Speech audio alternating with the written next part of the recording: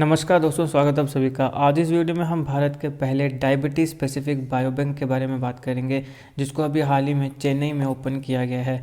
तो इसलिए जितने इंपॉर्टेंट फैक्ट्स हैं वो सारों को हम इस वीडियो में कवर करने वाले हैं। हम देखेंगे कि बायोबैंक क्या होते हैं, ये जो डायबिटीज़ स्पेसिफिक बायोबैंक है इसकी क्या इंपॉर्टेंस है, और हम देखेंगे डायबिटीज़ क्या है, कौन से टाइप्स की होती है, इसके कोजेज़ क्या होते हैं। तो सारी चीज़ों को हम विस्तार से कवर करने वाले हैं, करंट अफेयर पर्सपेक्टिव से और साइंस के पर्सपेक्टिव से। ये काफ़ी इंपॉर्टेंट है, तो इसलिए आप इस वीडियो को अंत तक जरूर देखिएगा। चैनल पर नया होता है सब्सक्राइब अवश्य करिएगा। Politics, economy, GK, geography, science, environment and ecology की तमाम वीडियोस के लिए एक बार हमारी प्लेलिस्ट को जरूर चेक करिएगा। आप किसी भी एग्जाम की तैयारी कर रहे हो, हमारी प्लेलिस्ट करंट अफेयर की बाकी वीडियोस को देख के आपको काफ़ी हेल्प मिलने वाली है। इसे समय निकाल के हमारे चैनल को जरूर चेक करिएगा। चलिए शुरुआत करते हैं। देखिए, अभी हाल ही में ICMR that is Indian council of medical research और MDRF that is Madras diabetes research foundation, इन दोनों ने मिलकर भारत की पहली डायबिटीज़ स्पेसिफिक बायोबैंक को शुरू किया है चेन्नई में। अब ये बायोबैंक होता क्या है? देखिए, बायोबैंक जो है वो एक ऐसी फैसिलिटी होती है जहाँ पर बायोलॉजिकल सैंपल्स को स्टोर किया जाता है। बायोलॉजिकल सैंपल्स में क्या क्या चीज़ें आती हैं, जैसे कि ब्लड आएगा, यूरिन आएगा, टिश्यू आएंगे और सलाइवा आएगा। तो ब्लड, यूरिन, टिश्यू, सलाइवा, इस प्रकार के जो बायोलॉजिकल सैंपल्स हैं, जिस फैसिलिटी में इन्हें स्टोर किया जाता है उसे बायोबैंक बोलते हैं। बायो मतलब लिविंग और बैंक मतलब जहाँ पे डिपॉजिट किया जाता है। जैसे बैंक में आप पैसा डिपॉजिट करते हो, तो बायो बैंक में आप कुछ ऐसे बायोलॉजिकल सैंपल्स को डिपॉजिट करते हो या स्टोर करते हो जिन्हें हम फर्दर बीमारियों को स्टडी करने के लिए यूज़ करते हैं। कैसे करते हैं वो हम आगे देखेंगे। तो जैसे कि ब्लड है, यूरिन है, टिश्यू है एंड सलाइवा है, इस प्रकार के बायोलॉजिकल सैंपल्स को स्टोर किया जाता है। तो जिस फैसिलिटी में स्टोर किया जाता है उसे हम कहते हैं बायो बैंक। अब यूजुअली ये जो ब्लड है, यूरिन है, टिश्यू है, सलाइवा है, या फिर जो भी बायोलॉजिकल सैंपल्स हैं वो मोस्टली किसके होते हैं? ह्यूमंस के ही होते हैं। तो ह्यूमन बींग्स के ब्लड, यूरिन, टिश्यू, सलाइवा, ऐसे बायोलॉजिकल सैंपल्स को स्टोर किया जाता है। तो मुख्यतः ये ह्यूमंस के ही होते हैं। और कारण क्या होता है? जैसे मैंने कहा कि मेडिकल रिसर्च, मेडिकल फील्ड में रिसर्च करने के लिए इन सारे सैंपल्स को स्टोर किया जाता है। अब देखिए, बायोबैंक जो होता है वो एक सिग्निफिकेंट रोल प्ले करता है जीनोमिक्स या जो पर्सनलाइज्ड मेडिसिन होती हैं उस फील्ड में रिसर्च को एडवांस करने के लिए। तो जीनोमिक्स और पर्सनलाइज्ड जो मेडिसिन है वहाँ पे बायोबैंक काफ़ी सिग्निफिकेंट रोल प्ले करता है। इस पॉइंट ऑफ टाइम पे भारत की बात करें तो हमारे पास 19 रजिस्टर्ड बायोबैंक्स हैं। तो ये आपसे पूछा जा सकता है, आने वाले समय में बढ़ भी सकते हैं, लेकिन इस पॉइंट ऑफ टाइम पे कितने हैं? 19 हैं, तो आपने ध्यान में रखना है। अब यहाँ पे बहुत ज़्यादा बायोलॉजिकल स्पेसिमेंट्स हमें देखने को मिलते हैं। इसमें कई टिश्यूज़ भी होते हैं और कैंसर सेल लाइंस भी हैं, यानी कि जो कैंसरस सेल्स हैं, कैंसर के ऊपर भी आप सब जानते हैं भारत के अलग अलग यूनिवर्सिटीज़ में और दुनिया में काफ़ी ज़्यादा रिसर्च हो रहा है। तो फिर जो कैंसर सेल लाइंस हैं या फिर जो टिश्यूज़ हैं वहाँ पे जो रिसर्च है वो किया जाता है। अब हम कुछ इंपॉर्टेंट की इनिशिएटिव्स की बात करें बायोबैंक से रिलेटेड, तो पहला आता है जीनोम इंडिया प्रोग्राम। अब ये जो प्रोग्राम है ये बेसिकली लाया गया था रेयर जेनेटिक डिजीज़ के लिए। अब जेनेटिक डिजीज़ क्या होती हैं? जो या तो जैसे हेरिडिटरी आई हैं, है ना, पेरेंट्स से बच्चों में आ गई, या फिर जैसे म्यूटेशन एंड ऑल, है ना, और ये रेयर है, मतलब कि ये बड़ी ज़्यादा नहीं पाई जाती हैं, बहुत ही कम मात्रा में ऐसी बीमारियां पाई जाती हैं। तो इस प्रकार की जो रेयर जेनेटिक डिजीज़ होती हैं इनकी ट्रीटमेंट को आइडेंटिफाई करना, ये इसका एम है। यहाँ पे ध्यान दीजिए, genome is related to genes and genetic diseases, ऐसे मतलब आपने ध्यान रखना है। तो जीनोम इंडिया प्रोग्राम का एम क्या है कि रेयर जेनेटिक डिजीज़ की जो ट्रीटमेंट है उसे आइडेंटिफाई करना। फिर आता है फिनोम इंडिया प्रोजेक्ट। अभी यहाँ पे क्या है? यहाँ पे जो कार्डियो मेटाबॉलिक डिजीज़ होती हैं उनके लिए बेटर प्रेडिक्शन मॉडल्स को क्रिएट करना, ये इसका एक फोकस है। जो भी कार्डियो मेटाबॉलिक डिजीज़ हैं उनकी, क्योंकि अब उनके ऊपर भी रिसर्च हो रहा है कि कैसे उसको ठीक किया जाए या कैसे उन्हें प्रिवेंट किया जाए, तो वहाँ पे एक बेटर प्रेडिक्शन मॉडल्स जो है उसे क्रिएट करना, इसके ऊपर फिनोम इंडिया प्रोजेक्ट का फोकस है। उसके बाद आता है प्रैगेट mission that is paediatric rare genetic disorders. Paediatric किसके साथ जुड़ा होता है? आपने एक डॉक्टर की टाइप सुनी होगी, पीडियाट्रिशियन या पीडियाट्रिक्स। तो ये किससे रिलेटेड होता है? ये चाइल्ड से, छोटे छोटे बच्चे जो होते हैं उनसे रिलेटेड होता है। तो अभी इसका क्या एम है? इसका एम है कि कोई भी रेयर जेनेटिक डिजीज़ अगर बच्चों में है, छोटे छोटे बच्चों में अगर कोई भी रेयर जेनेटिक डिजीज़ है, तो उन बीमारियों से लड़ने के लिए टारगेटेड थेरेपीज़ को डेवलप किया जाए। कोई एक स्पेसिफिक बीमारी है तो उसके लिए एक टारगेटेड, ताकि ये जो बीमारी है ये ठीक की जाए, टारगेटेड थेरेपी जो है उसे डेवलप किया जाए अगर बच्चों में कोई भी रेयर जेनेटिक डिजीज़ है, जो हमने पहले देख ली, एक्सप्लेन कर ली कि रेयर जेनेटिक डिजीज़ क्या हुई। तो अब ये जो रेयर जेनेटिक डिजीज़ है इसके पीछे क्या कारण हो सकते हैं, कुछ नए जीन्स कारण हो सकते हैं या फिर जेनेटिक वेरिएंट्स जो हैं वो कारण हो सकते हैं।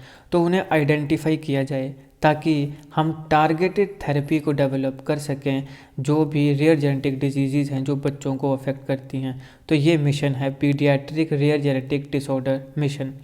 अब अगर हम बायोबैंक्स के फीचर्स की बात करें तो देखिए, ये डिजीज़ बायोमार्कर्स जो होते हैं उन्हें आइडेंटिफाई करने में मदद करता है। इसके साथ साथ स्पेसिफिक डिजीज़ के साथ जो भी सिंगल न्यूक्लियोटाइड पॉलीमॉर्फिज्म लिंक होता है, देखिए एक डिजीज़ है। अब ये जेनेटिक टर्म्स हैं, क्योंकि मैं जीके के पॉइंट ऑफ व्यू से आपको स्टडी करा रहा हूँ तो आपको इन डेप्थ इन चीज़ों में जाने की ज़रूरत नहीं है। ये मेडिकल साइंस की भी जो एक सब्जेक्ट आता है जेनेटिक्स, उसके लिए इम्पॉर्टेंट है। तो अगर कोई मेडिकल वगैरह का स्टूडेंट है तो ये उसके लिए इन डेप्थ इम्पॉर्टेंट है। एक यूपीएससी एस्पिरेंट या जो स्टेट पीसीएस है या फिर जो भी एनडीए एसएससी वगैरह के, उसके लिए ये चीज़ें इन डेप्थ समझना कोई इतनी मुझे नहीं लगता इम्पॉर्टेंट है। लेकिन न्यूक्लियोटाइड तो आप सभी जानते हैं, जैसे हमारे पास आते हैं डीएनए है, आरएनए है, डीएनए डीऑक्सीराइबोस न्यूक्लिक एसिड, तो न्यूक्लियोटाइड से बनते हैं ये चीज़ें, है ना। यहाँ पे फॉस्फेट ग्रुप होता है and then nucleotide and all. तो सिंगल न्यूक्लियोटाइड पॉलीमॉर्फिज्म जो होते हैं वो एक स्पेसिफिक डिजीज़ के साथ लिंक्ड होते हैं। तो ये जो लिंक है, इस लिंक को भी ये आइडेंटिफाई करने में मदद करते हैं। इस प्रकार के ये बायोमार्कर्स हैं।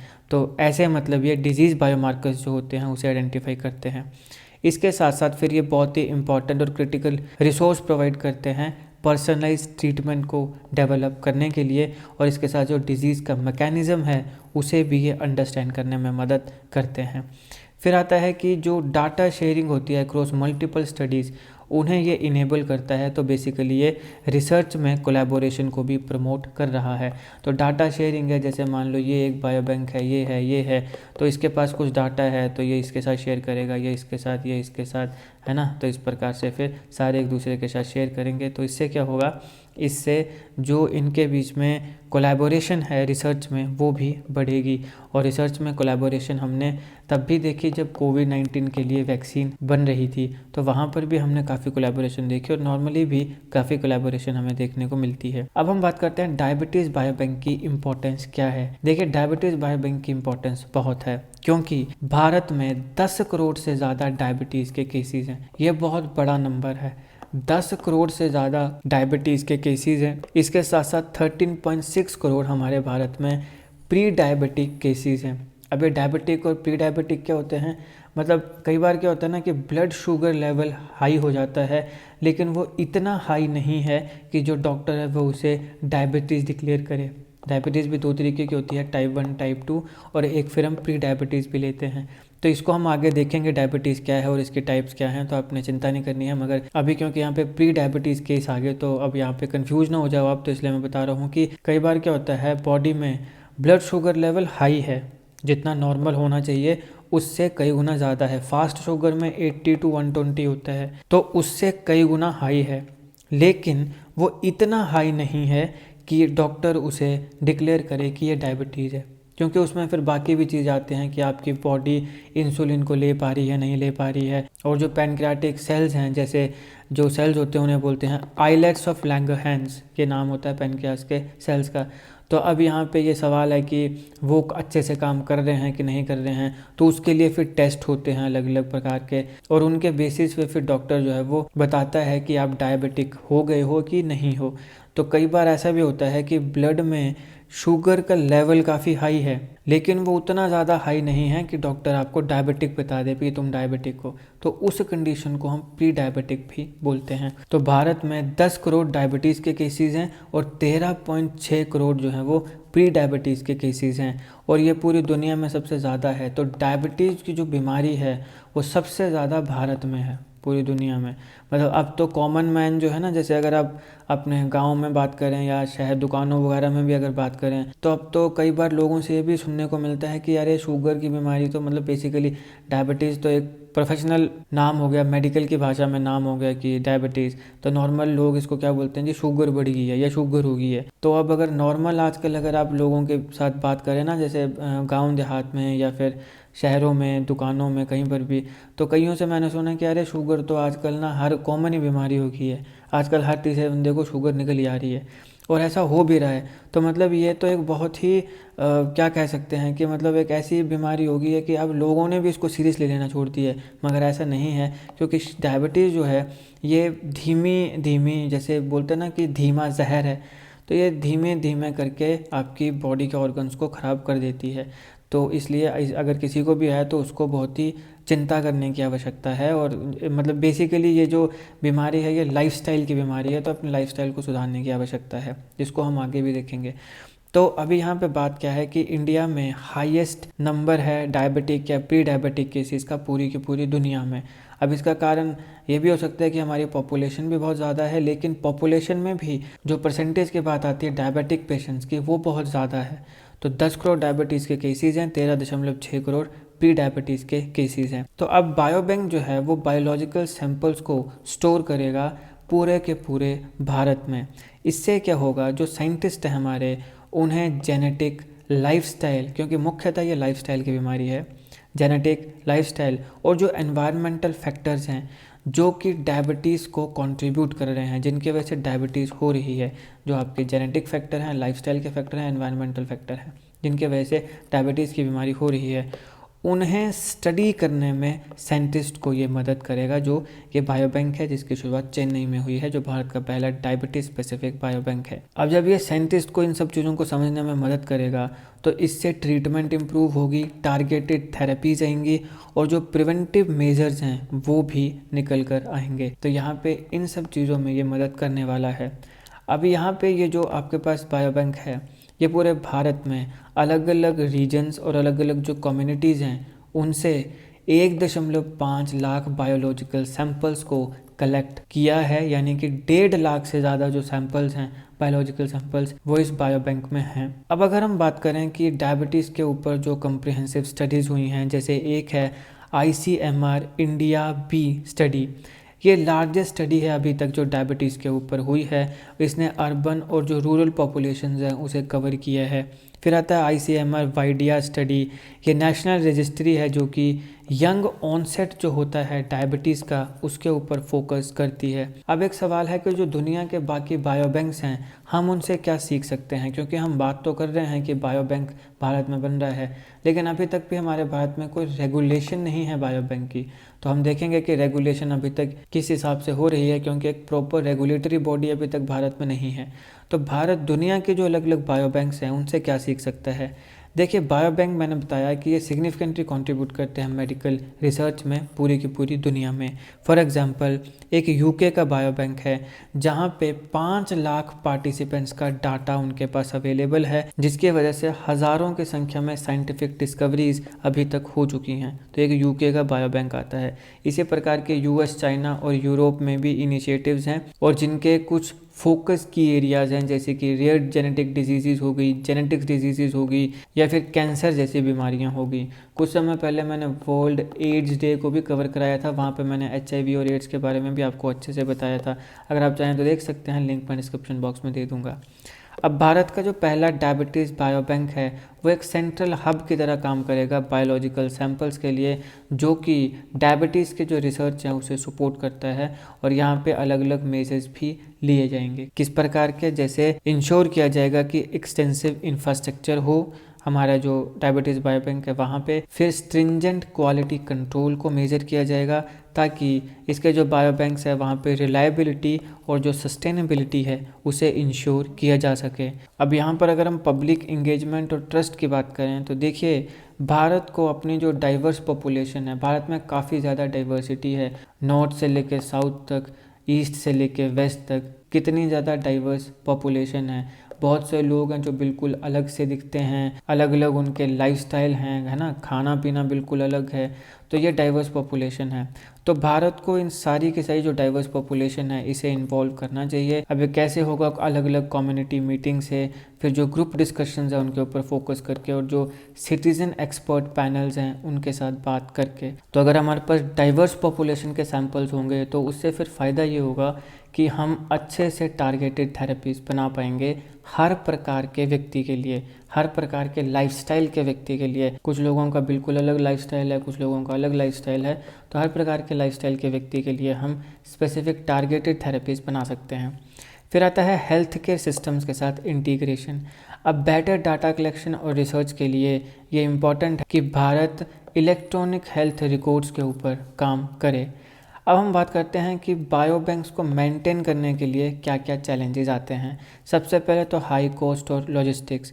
देखिए, सैंपल्स को अगर हमने मेंटेन करके रखना है तो सिग्निफिकेंट फंडिंग की ज़रूरत है, स्किल्ड पर्सनल्स होने चाहिए, माइक्रोबायोलॉजी और बायोटेक्नोलॉजी वाले, और एडवांस्ड इंफ्रास्ट्रक्चर भी हमारे पास होना चाहिए।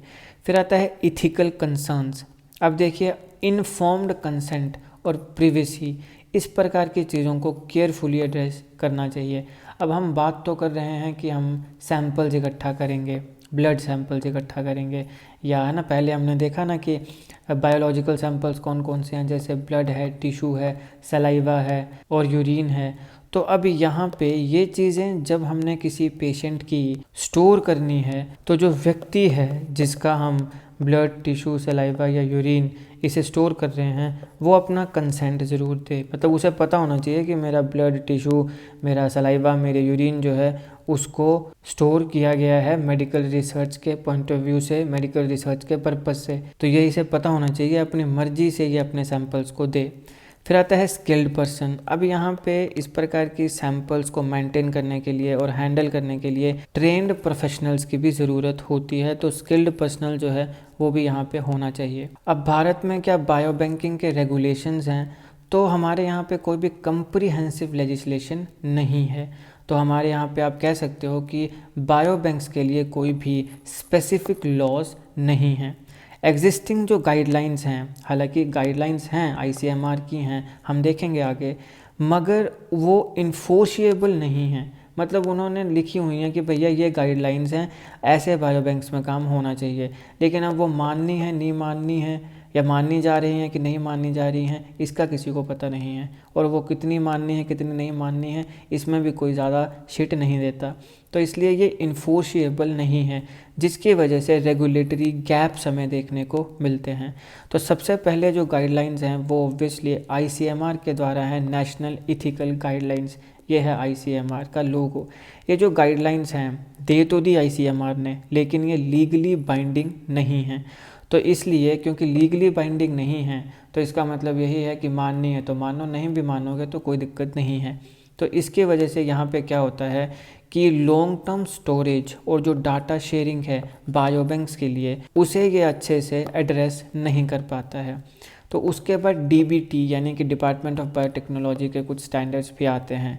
डीबीटी ने कुछ प्रैक्टिसेस सेट करी हुई हैं डाटा स्टोरेज के लिए और एनालिसिस के लिए। हालांकि ये जो प्रैक्टिसेस या ये जो स्टैंडर्ड्स हैं ये भी इन्फोर्सिएबल नहीं हैं, और ये भी एडिक्वेटली जो कुछ इंपॉर्टेंट इश्यूज़ हैं जैसे इन्फॉर्म्ड कंसेंट एंड प्रिवेसी, हमने यहाँ पे बात करी कि जो भी सैंपल जिस व्यक्ति के लिए जा रहे हैं, ब्लड है, यूरिन है, सलाइवा है, टिश्यू है, तो उस व्यक्ति को पता होना चाहिए कंसेंट एंड प्रिवेसी। यहाँ पर भी इसकी इन्फॉर्मेशन के ऊपर बात नहीं की हुई है, या एडिक्वेटली इस प्रकार के जो इश्यूज़ हैं इन्हें कवर नहीं किया गया है।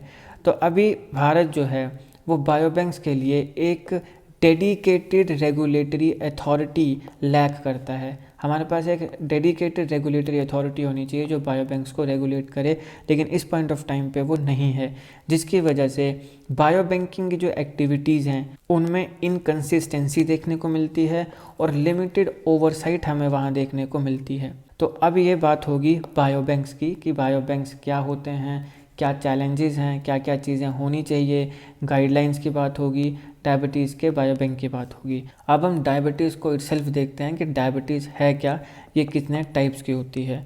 देखिए, डायबिटीज़ एक कंडीशन है, वो तब उत्पन्न होती है जब आपका जो ब्लड शुगर है, ग्लूकोज जिसे बोलते हैं, वो आपकी बॉडी में काफ़ी ज़्यादा हाई हो जाता है।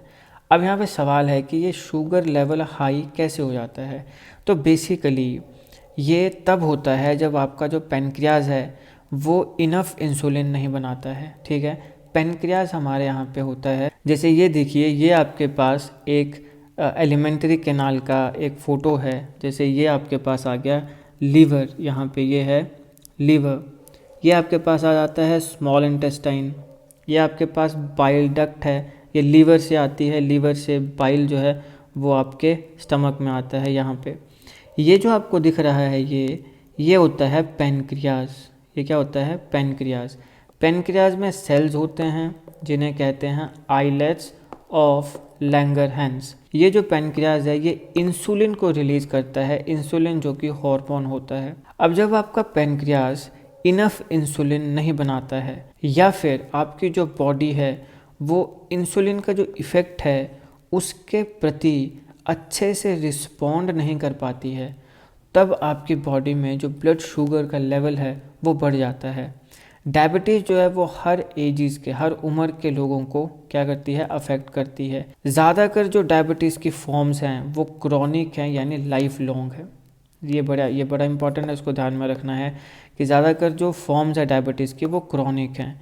हालांकि जितनी भी फॉर्म्स हैं सारी की सारी फॉर्म्स मैनेजेबल हैं मेडिकेशंस की मदद से और लाइफस्टाइल में चेंजेस लाके। बेसिकली जो आपके पास ग्लूकोज है, जिसे हम शुगर भी कह रहे हैं, ये मेनली कार्बोहाइड्रेट से आता है। जब आप फूड या फिर ड्रिंक्स लेते हैं, आपने खाना खाया, आपने कोई ड्रिंक ली है ना, और उसमें कार्बोहाइड्रेट्स हैं, तो आपने बेसिकली कार्ब्स लिए तो उनसे क्या आया? उनसे आया glucose, C6H12O6, that is glucose. ये फॉर्मूला होता है ग्लूकोज का, C6H12O6। अब ये जो ग्लूकोज है ये बॉडी का गो टू सोर्स होता है एनर्जी का। आपकी बॉडी में एनर्जी जो आती है वो ग्लूकोज से आती है। अब ये आपके जो ब्लड है वो ग्लूकोज को आपके जो बाकी बॉडी के सेल्स होते हैं वहाँ तक कैरी करता है, यानी वहाँ तक लेके जाता है एनर्जी के लिए। आप समझ रहे हैं? आपने खाना खाया या कोई ड्रिंक ली, उसमें है कार्ब्स, आपने कार्ब्स लिए, कार्ब्स से आपको क्या मिला? ग्लूकोज मिल गया। अब ये जो आपका जो ब्लड है ये इस ग्लूकोज को कैरी कर रहा है अपने साथ। कहाँ पे कैरी कर रहा है? बॉडी के सेल्स तक। बॉडी के सेल्स में क्यों कैरी कर रहा है? क्योंकि सेल्स को चाहिए एनर्जी, और वो कहाँ से मिलेगी? इस ग्लूकोज से। जब आपका ग्लूकोज आपकी ब्लड स्ट्रीम में होता है तो उसे मदद चाहिए किस चीज़ के लिए? अपनी फाइनल डेस्टिनेशन तक पहुंचने के लिए, जो कि क्या है? सेल्स हैं। तो ब्लड स्ट्रीम में जब ग्लूकोज है तो उसे वहाँ पे मदद चाहिए अपनी फाइनल डेस्टिनेशन तक पहुंचने के लिए, और वो जो मदद है वो करता है इंसुलिन, जो कि एक हार्मोन है। तो बेसिकली कि मान लो कि आप पॉइंट ए में हो, आपने पॉइंट बी में जाना है, तो आपको एक बस की या फिर जो व्हीकल है उसकी ज़रूरत है। तो व्हीकल जो है वो आपको ए से बी तक लेके जाएगा। तो यहाँ पे ये जो व्हीकल है ये क्या है? इंसुलिन। और जो व्यक्ति पॉइंट ए से पॉइंट बी जा रहा है वो क्या है? ग्लूकोज है। तो ये इंसुलिन का काम है। अब अगर आपका पैनक्रियाज इनफ इंसुलिन नहीं बना रहा है, जितने इंसुलिन आपको, जो आपका ग्लूकोज है उसे चाहिए जहाँ भी उसकी जो फाइनल डेस्टिनेशन है वहाँ तक पहुँचने के लिए, तो अगर आपका जो पैनक्रियाज है वो इनफ इंसुलिन नहीं बना रहा है या फिर आपकी जो बॉडी है वो उस इंसुलिन को प्रॉपरली यूज़ नहीं कर रही है, तो इससे फिर जो आपकी ब्लड स्ट्रीम है उसमें ग्लूकोज बढ़ता जाएगा, क्योंकि वो फाइनल डेस्टिनेशन तक नहीं जा पा रहा है। तो ग्लूकोज लेवल बढ़ता जाएगा और बढ़ता ही जाएगा, जिसके वजह से ब्लड शुगर जो है वो हाई हो जाएगा, जिसको हम हाइपरग्लाइसीमिया कहेंगे। आपके पास जब ब्लड शुगर लेवल बढ़ गया, हाइपरग्लाइसीमिया, ब्लड शुगर लेवल कम हो गया, हाइपोग्लाइसीमिया। ग्लाइसीमिया कहाँ से आया? ग्लूकोज से। इसीलिए कुछ ऐसे खाने होते हैं जिनको खाते ही ब्लड शुगर लेवल बहुत ज़्यादा बढ़ जाता है। हम उसको क्या बोलते हैं कि ये जो फूड हैं इनके ग्लाइसेमिक इंडेक्स काफ़ी ज़्यादा हाई हैं। तो अगर आप किसी को भी शुगर है तो ऐसे फूड नहीं खाने चाहिए जिनके हाई ग्लाइसेमिक इंडेक्स होता है। तो ये होता है हाइपरग्लाइसीमिया, जब ब्लड शुगर लेवल बढ़ जाता है। जब ब्लड शुगर लेवल कम हो जाएगा क्या होगा? हाइपोग्लाइसीमिया। इस केस में हाइपरग्लाइसीमिया है। अब समय के साथ साथ आपका जो हाई ब्लड ग्लूकोज होता है वो काफ़ी ज़्यादा हेल्थ प्रॉब्लम्स को कॉज कर सकता है। बीच में बढ़ गया ठीक है, लेकिन अगर कंसिस्टेंटली वो हाई ही रह रहा है तो ये फिर प्रॉब्लम्स क्रिएट कर सकता है। इससे हार्ट डिजीज़ हो सकती हैं, नर्व डैमेज हो सकता है और आई के इश्यूज़ भी हो सकते हैं। तो यही कारण है कि कई ऐसे लोग होते हैं जिनको जब ब्लड शुगर लेवल बढ़ता है, जैसे प्री डायबिटिक कंडीशन है या फिर डायबिटिक कंडीशन है, तो उनकी नज़रें कमज़ोर हो जाती हैं, मतलब उनको धुंधला धुंधला दिखने लगता है। तो ये डायबिटीज़ की वजह से होता है। अब देखिए, डायबिटीज़ का जो टेक्निकल नेम है वो है डायबिटीज़ मेलिटस। ये आपने ध्यान में रखना है। जो टेक्निकल नेम यूज़ किया जाता है डायबिटीज़ के लिए वो क्या है, डायबिटीज़ मेलिटस है। अब एक और कंडीशन है जो कि डायबिटीज़ नाम ही शेयर करती है, वो है डायबिटीज़ इंसिपिडस। तो इन दोनों में फ़र्क क्या है, भले ही ये दोनों एक ही नाम शेयर करते हैं डायबिटीज़, लेकिन ये अलग अलग हैं। इन दोनों का नाम डायबिटीज़ क्यों पड़ा, अगर ये अलग अलग कंडीशन है तो फिर दोनों के लिए डायबिटीज़ शब्द क्यों यूज़ किया गया, क्योंकि दोनों में बहुत ज़्यादा यूरिनेशन होती है। आपने देखा होगा ना, जिसकी शुगर लेवल हाई है, जो डायबिटिक है, अगर आप में से मतलब कोई नॉन अगर आपका हो डायबिटिक, तो आपने देखा होगा कि उसको बहुत ज़्यादा प्यास लगती है और वो बार बार टॉयलेट करता रहता है। यूरिनेशन, फ्रीक्वेंट यूरिनेशन होती है और काफ़ी ज़्यादा थर्स्ट होती है। तो ये दोनों केसेस में होता है, डायबिटीज़ मेलिटस में भी और डायबिटीज़ इंसिपिडस में भी। तो इसीलिए ये दोनों नाम शेयर करते हैं डायबिटीज़। लेकिन जो डायबिटीज़ इंसिपिडस है ये बहुत ही रेयर डिजीज़ है, काफ़ी ज़्यादा मतलब बहुत ही कम लोगों में देखने को मिलती है। सबसे ज़्यादा क्या देखने को मिलता है, डायबिटीज़ मेलिटस देखने को मिलता है। अब हम बात करते हैं कि डायबिटीज़ के कौन कौन से टाइप्स होते हैं। तो सबसे पहले बात करेंगे प्री डायबिटिक्स की। देखिए, ये स्टेज होती है टाइप 2 डायबिटीज़ से पहले, before type 2 diabetes. Type 2 diabetes और टाइप 1 डायबिटीज़ के होते हैं आगे देखेंगे, लेकिन जो टाइप 2 डायबिटीज़ से पहले स्टेज है उसे हम प्री डायबिटिक्स बोलते हैं। इसको हमने पहले डिस्कस कर भी लिया कि ग्लूकोज लेवल जो है वो हायर देन नॉर्मल है। जो आपका नॉर्मल ग्लूकोज लेवल है उससे तो हायर है, लेकिन वो इतना हाई भी नहीं है कि उसे ऑफिशियली डायग्नोज किया जाए कि ये टाइप 2 डायबिटीज़ है। इतना हाई नहीं है कि उसको टाइप 2 डायबिटीज़ डिक्लेयर कर दिया जाए या डायग्नोज कर दिया जाए। तो इसलिए यहाँ पे मुख्यतः जब किसी व्यक्ति को प्री डायबिटिक बनाया जाता है कि भाई तुम प्री डायबिटिक हो, तो उस केस में ज़्यादातर उसे लाइफस्टाइल में चेंजेस लाने के लिए ही कहा जाता है कि भाई लाइफस्टाइल में चेंजेस लाओ, एक्सरसाइज करो और कुछ अगर बुरी आदतें हैं तो छोड़ दो, और जो शुगर कंजम्पशन है उसे कम कर दो, है ना। चाय में अगर चीनी डालते हो या नॉर्मली अगर आप चीनी खाते हो तो उसको कम कर दो। तो इस प्रकार के लाइफस्टाइल में चेंजेस लाओ ताकि वो आपका नॉर्मल आ जाए। तो ये प्री डायबिटिक होता है। यहाँ पर ज़्यादातर दवाइयाँ नहीं लगती हैं जितना मुझे पता है। अब मैं ऑब्वियसली डॉक्टर तो नहीं हूँ, लेकिन जितना मुझे पता है उतना मैं आपको बता रहा हूँ कि यहाँ पर मुख्यतः दवाइयाँ नहीं लगती हैं। यहाँ पे सबसे पहले यही कहा जाता है कि लाइफस्टाइल में बदलाव लेकर आओ। जो टाइप 2 डिजीज़ से पहले जो कंडीशन है, जहाँ पे नॉर्मल लेवल से ब्लड शुगर का लेवल हाई है मगर वो इतना हाई नहीं है कि उसे ऑफिशियली टाइप 2 डायबिटीज़ डायग्नोज कर दिया जाए।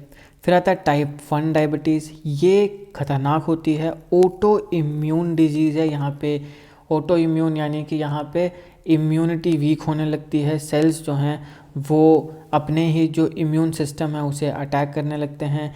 इंसुलिन प्रोड्यूसिंग सेल्स जो होते हैं ये उन्हें डिस्ट्रॉय कर देते हैं। इंसुलिन प्रोड्यूसिंग सेल्स मैंने आपको पहले बताए, जो पैनक्रियाटिक सेल्स होते हैं, और जो पैनक्रियाटिक सेल्स जो कि इंसुलिन को प्रोड्यूस करते हैं, ध्यान में रखना है आपने, उन्हें हम बीटा सेल्स बोलते हैं। तो बेसिकली आपके पास आइलेट्स ऑफ लैंगरहैंस होते हैं जो पैनक्रियास के सेल्स होते हैं, और उन्हीं में कुछ सेल्स होते हैं जिन्हें हम बीटा सेल्स भी बोलते हैं। जो आइलेट ऑफ लैंगरहैंस है ये एक ब्रॉडर टर्म है।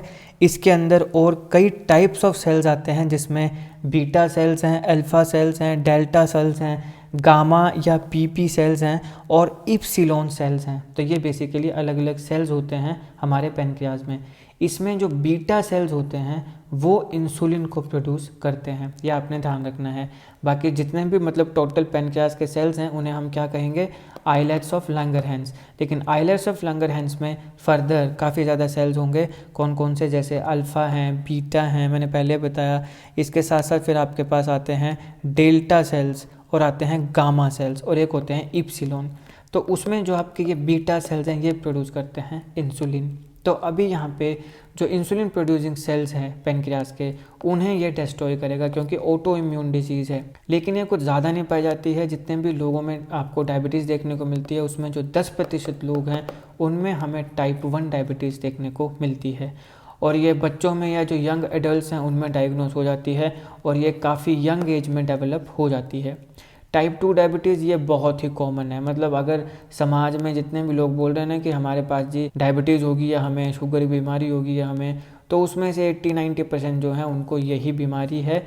मुख्यतः ये लाइफस्टाइल की प्रॉब्लम है, शुगर लेवल बहुत ज़्यादा इंक्रीज हो जाता है। तो ये तब होती है जब पेनक्रियास जो है वो इनफ इंसुलिन नहीं बनाता है जितना ग्लूकोज को चाहिए, या फिर हमारी जो बॉडी के सेल्स हैं वो नॉर्मली जैसे रिस्पॉन्ड करते हैं इंसुलिन के लिए उतना रिस्पॉन्ड नहीं कर पा रहे हैं, यानी कि इंसुलिन रेजिस्टेंस वहाँ पे देखने को मिल रही है। मोस्ट कॉमन टाइप है डायबिटीज़ का, ये हर उम्र को अफेक्ट करता है, बच्चे बूढ़े जवान सारों को ये अफेक्ट करता है। फिर आता है गेस्टेशनल डायबिटीज़। अब देखो यहाँ पे हमने 3 डायबिटीज़ के टाइप्स देखे हैं, टाइप 1, टाइप 2 और प्री डायबिटिक्स। ज़्यादा करिए 3 टाइप के डायबिटीज़ ही डिस्कस होते हैं, राइट। तो ये तीनों हमने देख लिए, लेकिन कुछ और भी इसकी टाइप्स हैं तो उन्हों भी देख लेते हैं। गेस्टेशनल डायबिटीज़, अब ये जो डायबिटीज़ होती है ये कई केसेस में प्रेगनेंसी के दौरान, कुछ महिलाओं में प्रेगनेंसी के दौरान ये डेवलप होता है। अभी यहाँ पे ये जैसे ही प्रेगनेंसी हो जाती है, मतलब बच्चा डिलीवर हो गया, उसके बाद फिर ये कई बार चला भी जाता है, तो ऐसा भी देखने को मिलता है। अगर आपके पास गेस्टेशनल डायबिटीज़ है तो ये फैक्ट है कि हो सकता है आने वाले समय में आपकी बॉडी में टाइप 2 डायबिटीज़ जो हैं वो आ सकती हैं। मतलब ओब्वियसली उस समय तो गेस्टेशनल डायबिटीज़ है, लेकिन अगर आपके पास गेस्टेशनल डायबिटीज़ है, प्रेगनेंसी के दौरान अगर आपको गेस्टेशनल डायबिटीज़ होती है तो जीवन में आने वाले समय में हाई रिस्क है कि आपको टाइप 2 डायबिटीज़ हो सकती है, तो ये आपने ध्यान में रखना है। इसके अलावा टाइप 3C डायबिटीज़, ये इसकी एक टाइप आती है। ये जो डायबिटीज़ है ये तब होती है जब आपके जो पेनक्रियाज है उसमें कुछ डैमेज होता है other than auto immune damage. Auto immune, auto मतलब खुद ब खुद होना, तो ये ऑटो इम्यून तो वो है जो हमने टाइप 1 में देखा है कि यहाँ पे ऑटो इम्यून डिजीज़ है ये टाइप 1 डायबिटीज़। इसमें अपने जो इम्यून सिस्टम के सेल्स हैं उसको खुद ही डैमेज किया जाता है, ठीक है। ये आपके जो पेनक्रियाटिक सेल्स हैं वो उनको खुद ही, बॉडी ही खुद डैमेज कर रही है, बॉडी खुद ही अपनी सेल्स को डैमेज कर रही है, ये ऑटो इम्यून डिजीज़ है। लेकिन other than auto immune damage, आपके पेनक्रियास के जो सेल्स हैं उन्हें कुछ डैमेज देखने को मिलती है, जिसकी वजह से जो उसकी एबिलिटी है इंसुलिन को प्रोड्यूस करने की वो अफेक्ट होती है। तो यहाँ पे पेनक्रियाटिक प्रॉब्लम्स हो सकती हैं, पेनक्रियाटाइटिस हो सकता है, पेनक्रियाटाइटिस यानी कि पेनक्रियाज में स्वेलन आ जाती है। फिर सिस्टिक फाइब्रोसिस हो सकता है, पेनक्रियाटिक कैंसर हो सकता है, हीमोक्रोमैटोसिस हो सकता है। तो इस प्रकार की चीज़ें हैं जिसके वजह से डैमेज हो सकता है पेनक्रियाटिक सेल्स को और वो डायबिटीज़ को कॉज कर सकता है। और इस केस में एक ये भी होता है कि जब मान लो किसी कारण से आपका पेनक्रियाज ही रिमूव कर दिया गया है, जिसको हम पैनक्रियाटेक्टोमी कहते हैं, तो उससे भी टाइप 3C डायबिटीज़ हो सकती है। अब आता है LADA, that is latent autoimmune diabetes in adults. अब जैसे कि जो टाइप 1 डायबिटीज़ है हमने कहा कि ये ऑटो इम्यून है, वैसे ही जो लाडा है ये भी ऑटो इम्यून रिएक्शन का ही रिजल्ट है। हालांकि टाइप 1 डायबिटीज़ में और लाडा में फ़र्क ये है कि ये बहुत ही स्लोली डेवलप होती है। टाइप 1 बहुत ही जल्दी डेवलप हो जाती है, लाडा धीरे धीरे डेवलप होती है। Latent autoimmune diabetes in adults.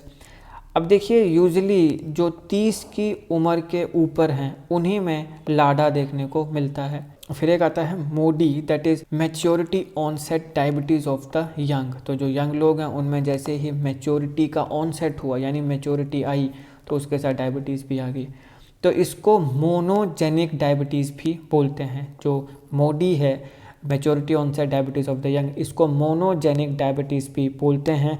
और ये इनहेरिटेड होती है जेनेटिक म्यूटेशन की वजह से, मतलब अगर आपके पेरेंट्स में है तो उससे आप में आ गई, तो ऐसा भी होता है। और ये भी फिर आपके बॉडी का जो एक मतलब पेनक्रियाज जिस प्रकार से इंसुलिन बना रहे हैं या बॉडी जिस प्रकार से इंसुलिन को यूज़ कर रही है उसे अफेक्ट करता है। तो यहाँ पे जेनेटिक म्यूटेशन कारण होता है। अभी तक करंटली 10 तरीके के अलग अलग जो टाइप्स हैं मोडी के वो देखने को मिले हैं। तो जितने भी पूरी दुनिया में डायबिटीज़ के पेशेंट्स हैं उनमें जो 5% लोग हैं उनमें हमें ये प्रॉब्लम देखने को मिलती है। और कॉमनली ये फैमिलीज़ में देखने को मिलती है, मतलब इनहेरिटेड होती है, हेरिडिटरी हमें ये देखने को मिलती है।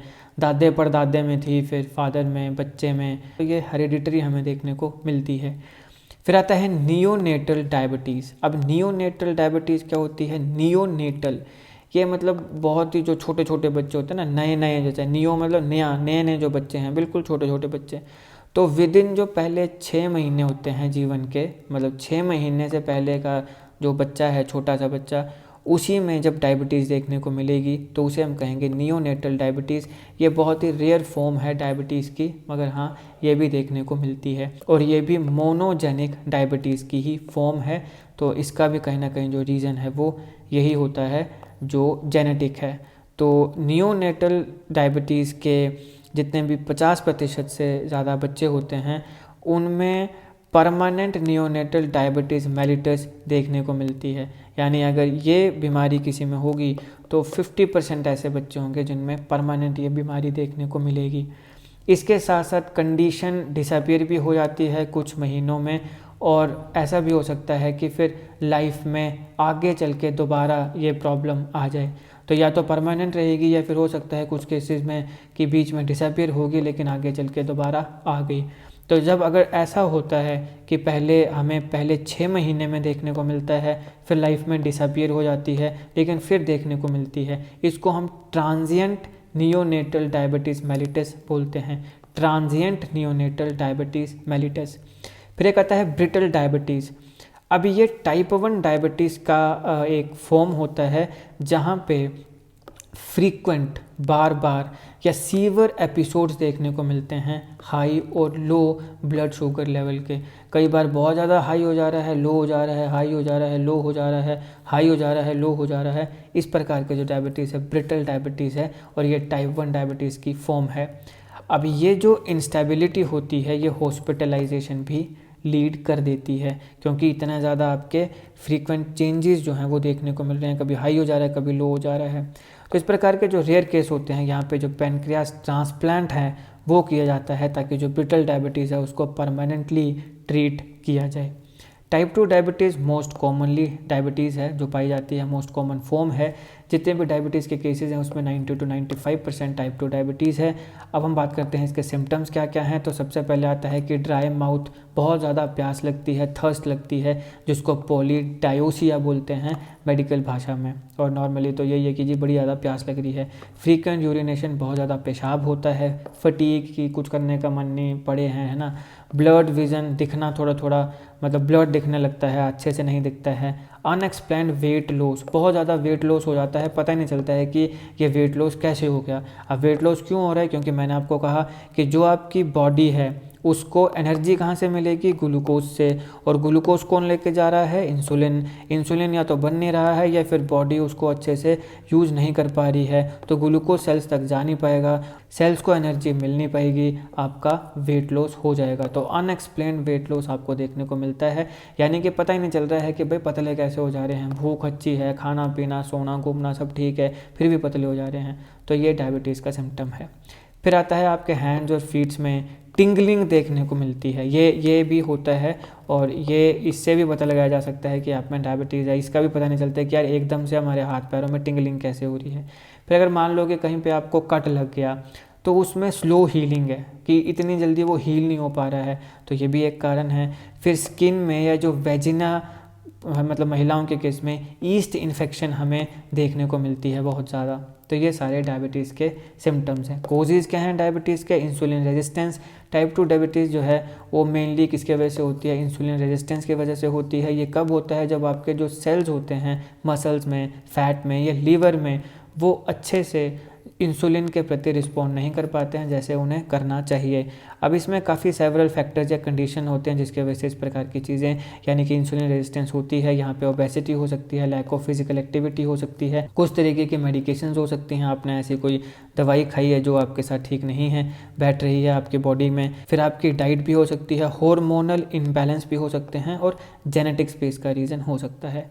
फिर ऑटो इम्यून डिजीज़, जैसे हमने टाइप 1 में या और लाडा में देखा कि ये दोनों क्या हैं, ऑटो इम्यून डिजीज़ हैं। तो ये तब होता है जब आपका इम्यून सिस्टम जो है वो आपके पैनक्रियाज में जो इंसुलिन प्रोड्यूसिंग सेल्स हैं उन्हीं को अटैक करने लगते हैं। और कौन से सेल्स हैं जो इंसुलिन को प्रोड्यूस करते हैं, ध्यान में रखना है, बीटा सेल्स जो हैं वो इंसुलिन को प्रोड्यूस करते हैं। पैनक्रियाटिक सेल्स को आइलेट्स ऑफ लंगरहैंस बोलते हैं। इसमें अलग अलग सेल्स आते हैं, बीटा है, अल्फ़ा है, गामा है। तो यहाँ पे जो बीटा है वो प्रोड्यूस करते हैं इंसुलिन। फिर आता है हार्मोनल डिसबैलेंस। अब जैसे हमने प्रेगनेंसी के केस में देखा था, प्रेगनेंसी के केस में भी आपके पास हार्मोनल इम्बैलेंस होता है, तो वहाँ पे इंसुलिन रेजिस्टेंस जो है वो कोज कर सकता है। यही कारण है कि जैसे प्रेगनेंसी चली जाती है तो वैसे ही वो जो आपके पास डायबिटीज़ है वो भी चली जाती है। तो ये कौन सी टाइप थी डायबिटीज़ की? Gestational diabetes. जो गेस्टेशनल डायबिटीज़ थी जो प्रेगनेंसी के समय हो रही थी, वहाँ पे प्लेजेंटा अपने कुछ हार्मोन्स को रिलीज़ करता है। और जो प्लेजेंटा आप समझ जानते हो ना, प्लेजेंटा होता है जो यूट्रस है वहाँ प्लेजेंटा होगा। तो इसमें जो आपके पास प्लेजेंटा हार्मोन्स को रिलीज़ करेगा वो इंसुलिन रेजिस्टेंस कॉज कर सकते हैं। तो इसके वजह से गेस्टेशनल डायबिटीज़ देखने को मिलती हैं। लेकिन वो मैंने आपको पहले भी बताया, गेस्टेशनल डायबिटीज़ जब मैंने आपको कवर कराई कि जैसे ये प्रेगनेंसी ख़त्म हो जाती है, मतलब बच्चा डिलीवर हो गया, उसके बाद ये ठीक हो जाती है। लेकिन अगर आप में गेस्टेशनल डायबिटीज़ है तो हो सकता है कि लाइफ में आने वाले समय में आपको टाइप 2 डायबिटीज़ हो जाए। फिर और भी कुछ हार्मोन रिलेटेड कंडीशंस होती हैं, जैसे एक्रोमेगेली है या कुशिंग सिंड्रोम है। इन बीमारियों में भी टाइप 2 डायबिटीज़ हो सकती है। इसके अलावा पैनक्रियाटिक डैमेज आती है, हमने पहले भी देखा। कुछ कंडीशंस हैं जैसे सर्जरी है या कोई इंजरी है जिसके वजह से पैनक्रियास डैमेज हुआ है, तो वहाँ पर भी फिर डायबिटीज़ हो सकती है। फिज़िकल डैमेज जो है आपके पैनक्रियास को हुआ है तो वो भी इंसुलिन की जो मतलब पैनक्रियाटिक सेल्स की जो एबिलिटी है इंसुलिन बनाने की, उसे इम्पेक्ट करता है। और इससे कौन सी डायबिटीज़ होती है? टाइप 3C डायबिटीज़ होती है। जेनेटिक म्यूटेशन एक कारण है जिसके वजह से नियोनेटल डायबिटीज़ या मोडी डायबिटीज़ होती है, ये हमने देखा है। फिर हमने ये भी देखा कि अगर सर्टेन तरीके की मेडिकेशंस ली जाएं, कुछ दवाइयाँ ली जाएं लॉन्ग टर्म के लिए, तो उससे भी टाइप 2 डायबिटीज़ हो सकती है। यहाँ पर कोर्टिकोस्टेरॉइड्स और HIV एड्स की जो मेडिकेशंस होती हैं वो इसका एक क्लासिक एग्जांपल आता है। मैंने आपको पहले बताया HIV एड्स का हमने डे मनाया है, वर्ल्ड्स एड्स डे, उसको मैंने अच्छे से कवर किया है। वहाँ पे मैंने ये दोनों बीमारियाँ भी अच्छे से कवर करी हैं, चाहे तो देख सकते हैं, लिंक पर डिस्क्रिप्शन बॉक्स में दे दूँगा। अब बात करते हैं कि इसका डायग्नोसिस कैसे होता है, यानी पता कैसे चलता है। तो एक आता है फास्टिंग ब्लड ग्लूकोज टेस्ट। तो फास्टिंग मतलब कि आपने सुबह कुछ खाना नहीं खाया है ना, एटलीस्ट 8 घंटों के लिए आपने कुछ नहीं खाया है। पानी पिया होगा वो ठीक है, लेकिन आपने कुछ खाया नहीं है, या पानी पीने के अलावा भी आपने कुछ और नहीं पिया है, जैसे मतलब चाय होगी या कुछ होगी, ऐसा कुछ नहीं किया 8 घंटों तक। और उसके बाद फिर आप अपना ब्लड शुगर लेवल टेस्ट कराते हो, तो ये होता है फास्टिंग ग्लूकोज फास्टिंग टेस्ट। क्योंकि जो फूड है वो ग्रेटली आपके ब्लड शुगर को अफेक्ट करता है। जैसे आप खाना खाते हो तो अब ऐसा हो सकता है कि आपने पता नहीं क्या खाया है ना, आपने कुछ ऐसा खाया है खाना जिसका जो ग्लाइसेमिक इंडेक्स है वो काफ़ी हाई है, तो ऑब्वियसली आपका जो ब्लड शुगर लेवल है वो हाई ही आएगा। तो फिर वो आपका एग्जैक्ट टेस्ट नहीं माना जाएगा। तो इसलिए यहाँ पे फास्टिंग जो है वो प्रेफर की जाती है, ब्लड ग्लूकोज टेस्ट। जो फास्टिंग ब्लड ग्लूकोज टेस्ट होता है उसको बेस्ट माना जाता है। उसके बाद रैंडम ब्लड ग्लूकोज टेस्ट है कि चलो ठीक है, आपने फास्ट किया है नहीं किया है, आप डॉक्टर के पास गए, डॉक्टर ने बोला चलो भैया आओ आपका टेस्ट कर देते हैं, है ना। तो उसमें फिर आपने खाना खाया है, ड्रिंक किया है, ड्रिंक मतलब जैसे कोई चाय कॉफ़ी ऐसा कुछ पिया है, वो सब चीज़ें नहीं देखी जा रही हैं, सीधा गए और टेस्ट हो गया। तो ये है। फिर आगे A1C और इसको HbA1c भी बोलते हैं या ग्लाइसेटेड हीमोग्लोबिन टेस्ट भी बोलते हैं। ये बड़ा इम्पॉर्टेंट होता है। यहाँ पे हम पिछले 2 से 3 महीनों का, पास्ट 2 to 3 मंथ्स, एक दिन नहीं, 2-3 दिन नहीं, 2-3 हफ्ते नहीं, 2 से 3 महीनों का जो एवरेज ब्लड ग्लूकोज लेवल होता है उसे चेक करते हैं।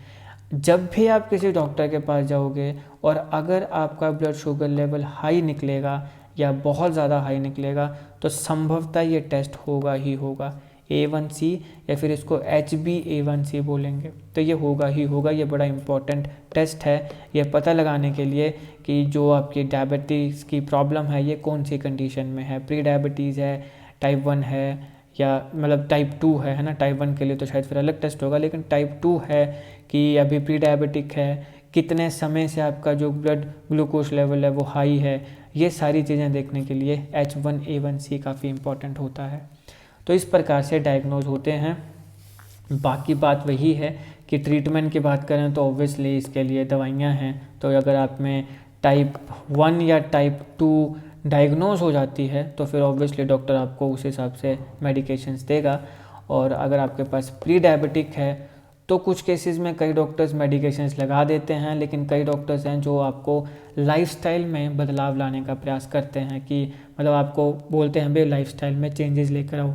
अब देखो, इसमें जो सबसे इम्पॉर्टेंट चीज़ होते हैं वो यही होते हैं कि शुगर लेवल या फिर शुगर जो कंजम्पशन है आपकी उसको बड़ा ही कम कर दिया जाए, है ना।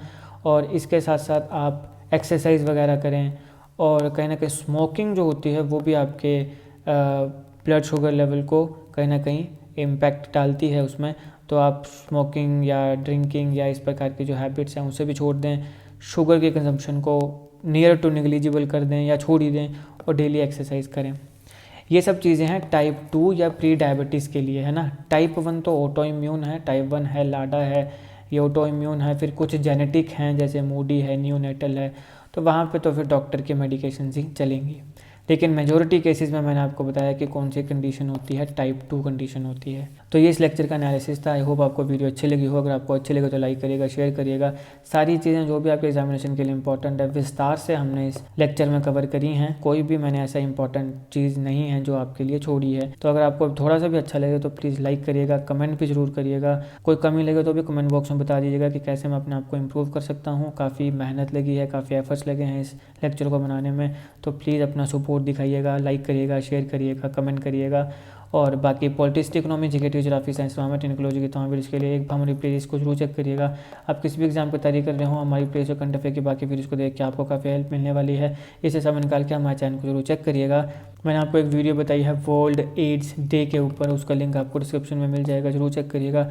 और GK, current affair, GK tricks ऐसी वीडियोज़ के लिए हमारे चैनल को सब्सक्राइब करिएगा, बेल आइकन को जरूर दबा दीजिएगा ताकि किसी वीडियो की नोटिफिकेशन आपसे मिस ना हो। आपका बहुत बहुत धन्यवाद।